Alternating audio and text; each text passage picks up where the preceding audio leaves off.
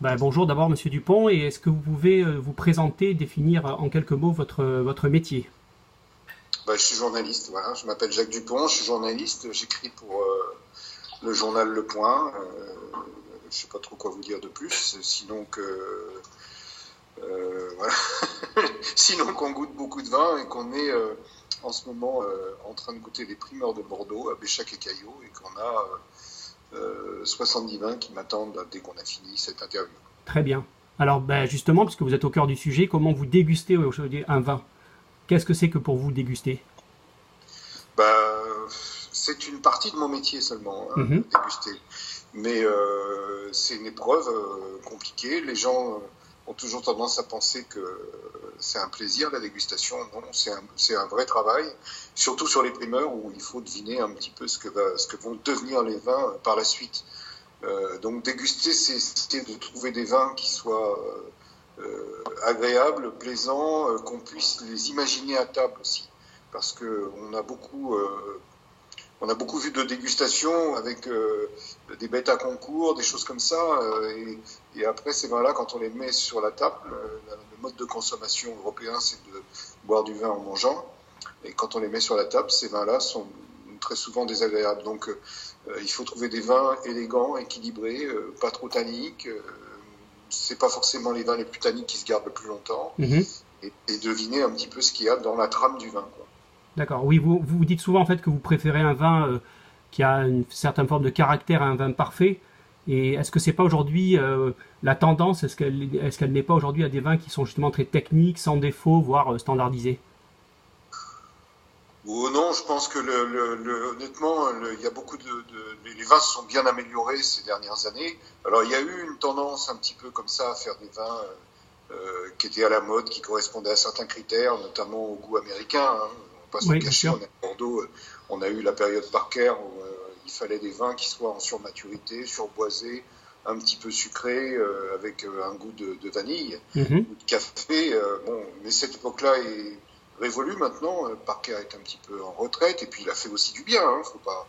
Il a fait du bien à Bordeaux, il a fait réfléchir les gens. Dans tous les excès, il y a toujours quelque chose un petit peu de positif. Et il a aussi fait réfléchir les gens sur les dates de maturité, etc. Donc, c'était pas que négatif, mais c'est vrai que c'était des vins lassants, ennuyeux. Et aujourd'hui, on revient à des vins qui sont plus vifs. Un vin qui se termine un petit peu sur des tanins, c'est pas forcément désagréable parce que c'est ce qui permet de l'apprécier sur des mets, quoi. Quand les vins sont trop mous, trop chocolatés ou trop lourds, ça passe pas avec dans les alliances mets et bains. Tout à fait. Mais en quoi en fait cette dégustation ou la vôtre, votre dégustation, elle détermine la valeur d'un vin ou... Bah, j'en sais rien, ça.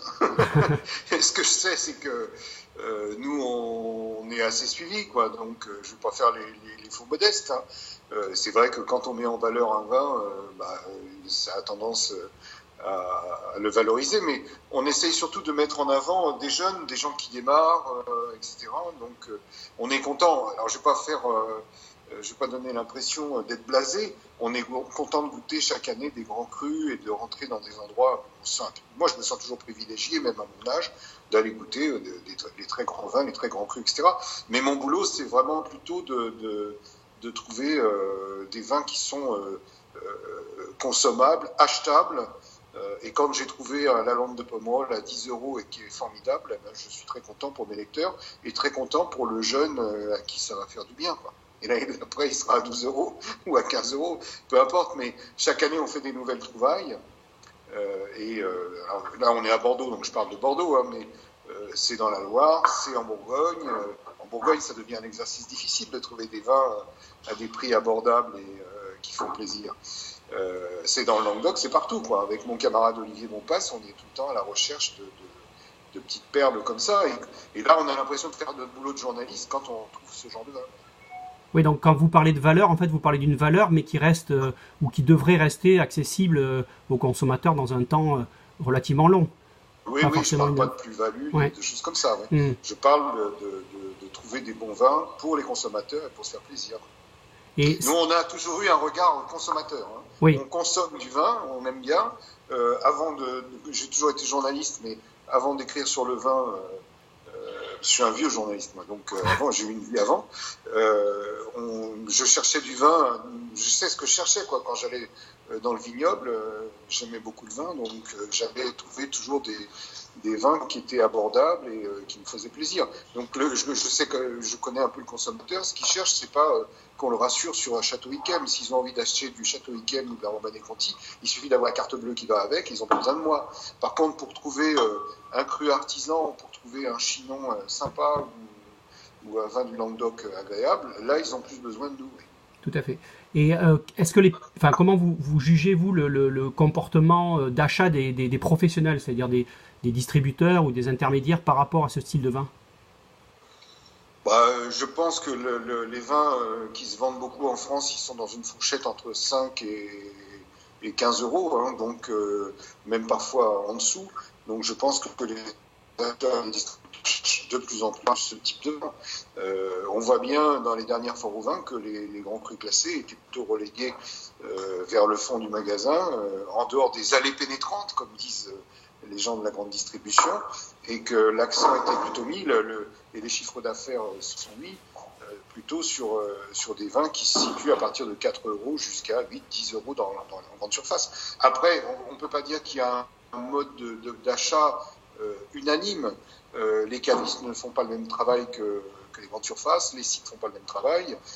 Chacun voit midi à sa porte. Un caviste, s'il se met à faire les mêmes vins que dans la grande distribution, oui, il est mort. À mon avis, ça ne va pas aller loin. Hein. Tout à fait. Et, un vrai caviste, c'est quelqu'un qui va dans le vignoble, qui repère ses propres cuvées, des vins un petit peu rares, avec des volumes faibles. Il peut avoir aussi des vins, et quand il fait des champagnes, il a aussi des volumes. Hein. Mais voilà, sa plus-value à lui va se situer sur ces cuvées un petit peu rares. Et comment vous évaluez-vous en tant que dégustateur les dégustations ou les dégustateurs de la grande distribution, des réseaux de caves, sur les bases en fait de leur dégustation, comment vous évaluerez ça? Moi, je fréquente les vignerons et pas vraiment les acheteurs. Je suis plus dans le vignoble. Là, on est tous les deux avec Olivier Bonpas ce matin.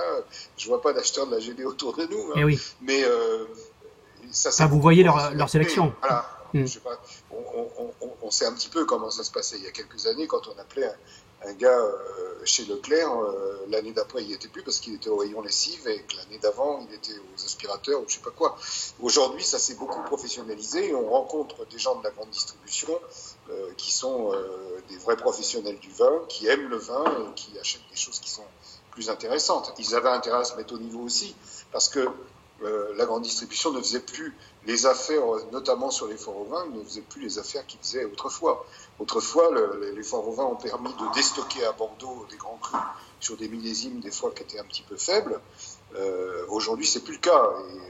Et, les vins sont très chers, les grands crus classés sont très chers. Et donc, il faut aussi eux qu'ils proposent, qu'ils aient une offre pour leur clientèle qui soit intéressante et qui soit de qualité. Et les consommateurs qui aujourd'hui sont beaucoup plus exigeants que ceux d'il y a 20 ans. Justement, puisque vous parlez de cette période longue, sur 20 ans, pour vous, qu'est-ce qui a le plus changé sur cette planète vin? Le mode de consommation.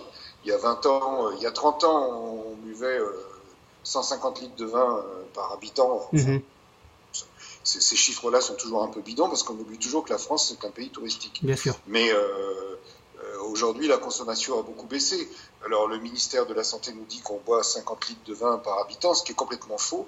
C'est là-dessus, d'ailleurs, que sont basés les calculs sur la mortalité. Hein, les 49 000 morts que les alcoologues nous sortent dans tous les débats, c'est un chiffre qui est absolument bidon, parce que ils portent sur la consommation et non pas sur un bilan clinique. Et la consommation, on oublie qu'il y a 90 millions de touristes qui viennent en France et qui ne boivent pas tous de l'eau bénite. Hein. Quand on va en Champagne, on voit bien que les voitures qui sont garées dans les cours des Champenois, c'est souvent des voitures qui sont immatriculées en Belgique, que tous les gîtes sont réservés à l'avance par les Flamands, que quand on va en Bourgogne, on voit beaucoup de voitures immatriculées en Suisse ou en Allemagne. Il y a beaucoup de touristes qui descendent sur la Côte d'Azur, et c'est ce qui a permis aux Rosés de Provence d'avoir un essor aux États-Unis aujourd'hui. Mais tout ça est mis dans la consommation des pauvres Français. Alors, hein, vous savez, il y a quelques années, j'avais écrit dans un bouquin que le pays où on buvait le plus de vin, je crois que c'était le Vatican. En fait, ça ne voulait pas dire grand-chose, quoi. Voilà. Bien sûr. Et donc en dehors de cette évolution-là, c'est-à-dire d'un vin plutôt consommé de façon occasionnelle et qualitatif, ou plus qualitatif qu'avant, vous voyez d'autres évolutions sur ces 20 dernières années par rapport à vos débuts en tant que dégustateur? Bah, il y a d'autres évolutions, c'est le réchauffement climatique, hein, Oui. avec des vins qui sont beaucoup plus alcoolisés qu'avant. Alors, le réchauffement climatique à Bordeaux, il y a effectivement un réchauffement climatique, certes, mais il y a eu aussi une recherche systématique d'augmenter l'alcool dans les vins, le sucre dans les raisins. Mhm. On a réduit énormément, si on reste sur l'exemple de Bordeaux, on a réduit énormément les rendements. Entre 1985, où le rendement plafond à Pauillac était de 75 hectolitres l'hectare, et aujourd'hui où il est à 50 hectolitres l'hectare, il y a eu une sacrée réduction des rendements, et ça n'a pas toujours été favorable au vin. Mhm. Alors, le réchauffement climatique plus la recherche par des moyens techniques, c'est-à-dire rehausser les palissages, par exemple, réduire les rendements, faire des vendanges vertes, ça a permis de gagner du sucre dans le raisin, mais ça a eu aussi comme contrepartie de rendre les vins un peu moins digestes. Or, la réputation de Bordeaux, c'était d'avoir des vins très digestes. Hein. Les médecins du 19e siècle, qui étaient moins idéologues que ceux qu'on a aujourd'hui, peut-être, recommandaient de boire du vin rouge parce que c'était une espèce de fortifiant, bon pour la santé. Mais c'était des vins qui faisaient 9 degrés, 10 degrés. Quand il y avait 11 dans les cabernets, moi quand j'ai commencé à écrire sur le vin, quand un cabernet sauvignon dans le Médoc faisait 11 degrés nature, c'est tout juste si on n'appelait pas le livre des records. Hein. Oui. Aujourd'hui, on a des trucs qui se baladent à 12,5, 13,5. Voilà. Alors il y a un réchauffement climatique, mais il y a aussi des pratiques viticoles, et sans doute qu'il va falloir s'adapter encore dans le futur à ce réchauffement climatique et rechanger de nouveau les pratiques viticoles et les moyens de conduire la vigne. La vigne est une plante qui est extraordinaire, qui a une capacité d'adaptation phénoménale, et je crois que on trouvera des solutions pour garder nos cépages, sans doute. On trouvera peut-être aussi d'autres cépages à intégrer, mais on gardera nos cépages, mais peut-être qu'on fera d'autres pratiques, enfin je l'espère en tout cas, qui permettront d'avoir des vins équilibrés. D'accord, donc si on s'amuse à jouer un peu au Nostradamus pour les 20 prochaines années, voilà, notamment par rapport à votre vision en fait du vin. Ça serait plutôt Madame Soleil. Hein. Ouais, ou Madame Soleil, voilà exactement, surtout par rapport au réchauffement climatique. Qu'est-ce qui va gagner dans les années qui viennent entre ces différentes approches, et comment vous voyez-vous le vin bu dans 20 ans, esthète ou hygiénique, voilà, qu'est-ce qui va gagner? Je sais pas, franchement je sais pas. J'espère qu'on va trouver des pratiques agricoles pour conserver de l'acidité dans les champagnes et avoir des vins équilibrés un peu partout et pas avoir que des vins à 14,5, 15. Il y a des phénomènes qui sont inquiétants, hein, c'est sûr. Aujourd'hui, on s'aperçoit que la courbe de maturité entre les sucres et la maturité des tanins s'écarte de plus en plus, et qu'il faut aller chercher de l'alcool pour avoir une maturité des tanins. Je pense que dans la préparation de la vigne, on va trouver des solutions, mais on ne les a pas encore toutes à portée de la main pour l'instant. Hein. Moi, je suis quelqu'un d'optimiste de ce point de vue. Je suis pessimiste sur d'autres choses, sur l'évolution de la société. Et vous savez que je mène un combat un peu contre cet hygiénisme rampant qui voudrait nous faire vivre dans un jardin d'enfants et nous décerveler. Je pense je suis pas très chaud pour le slogan boire avec modération. Moi, j'ai toujours mis en avant qu'il fallait boire avec sa tête, c'est-à-dire avec sa raison, plus qu'avec modération. La modération, c'est un truc ennuyeux. Raisonner, l'intelligence, c'est quelque chose de quand même un peu plus positif. Plus exigeant aussi. Voilà. Très bien. Et donc là, si on regarde aussi cette évolution et le futur, pour la valeur du vin, vous voyez comment ils vont évoluer d'un côté les grands crus qui ont tendance à exploser ces dernières années, de l'autre côté tous j'allais dire ces petits vins au sens le plus noble du terme, que vous avez plutôt tendance vous à promouvoir. Voilà, c'est du Nostradamus, hein, j'en sais rien. C'est ce que je vous demande, hein, d'être Nostradamus. Franchement, il faudrait une grande crise mondiale de je ne sais pas quoi. Bon, sinon, les grands crus vont pas baisser, c'est devenu des objets de luxe que les milliardaires s'achètent un peu partout de par le monde. Tant mieux, il y a de plus en plus de gens riches, parfait. Il y a aussi de plus en plus de pauvres, mais enfin bon, c'est un autre débat. Mais on voit bien comment résonne un grand cru classé du Médoc aujourd'hui. Il a réduit sa part de production de grands vins, qu'il réserve à une clientèle élitiste.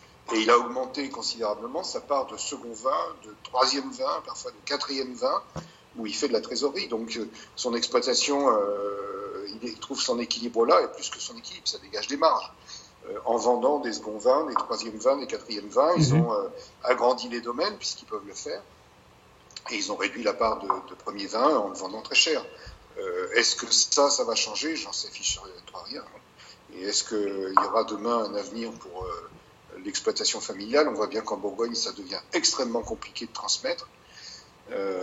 Et bon, la Loire, je sais pas trop comment ça va évoluer. Non, je sais pas, on verra bien. Très bien. Mais je vous remercie en tout cas.